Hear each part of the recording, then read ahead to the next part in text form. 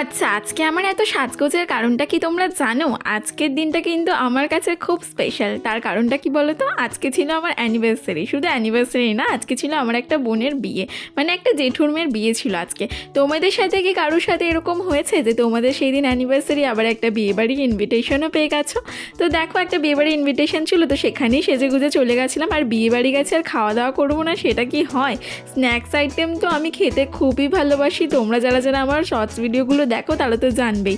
তো দেখো, snacks item খাওয়া দাওয়া করার পর বাড়ির সকলের সাথে গল্প টল্প করে চলে আসলাম ডিনার করতে।